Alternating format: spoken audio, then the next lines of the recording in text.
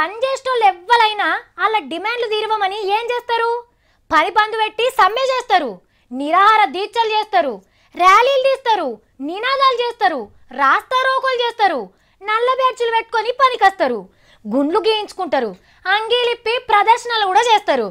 కానీ గీలను చూడుండ్రి ఏం చేసిండ్రో.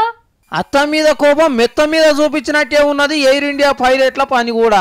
జీతాల కోసం ఆఫీసర్లు సమ్మెలు చేయనిస్తలేరని గాలి మోటార్లు ఎక్కిన వాళ్ళకి ఎక్కిళ్ళు తెప్పించిండ్రు. కంపెనీల ఆఫీసులలో పనిచేసేటోళ్ళు జీతాల కోసం సమస్యల మీద ఓనర్లతో కొట్లాడుతందుకు ఏం చేస్తారు? పని బంద్ పెడతారు, లేకుంటే సగం పని చేసి ఆపేస్తారు. కానీ సెంటర్ సర్కార్ నడుపుతున్న ఎయిర్ ఇండియా విమానం కంపెనీలో అన్ని చిత్రమైన ముచ్చట్లే జరుగుతాయి. గాలి మోటార్ నడిపే డ్రైవర్లు సంఘాలు పెట్టుకోవద్దు, సమ్మెలు చేయొద్దని పెద్ద ఆఫీసర్లు రూల్ పెట్టిండ్రట.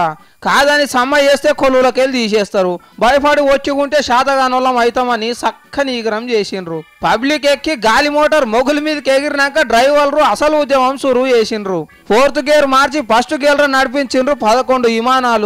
ఇకేమున్నది, రయ్యిన ఊరికే ఎయిర్ ఇండియా విమానాలు ఎట్ల బండ్ల లెక్క నడిచినాయి మొగుల మీద. పని ఆపలేదు, రూల్స్ తప్పలేదు. కానీ అందులోన్నోళ్ళు అయితే పగటి సుక్కలను దగ్గరికి వెళ్ళి చూసిండ్రు. గంటల కమానం విమానం పోతూనే ఉన్నది కానీ మొగుల మీదకి వెళ్ళి దిగదు, టిపో రాదు. ఇక 4 గంటల తవ్వను 6 గంటలు చేసిండ్రు అన్నట్టు డ్రైవర్లు.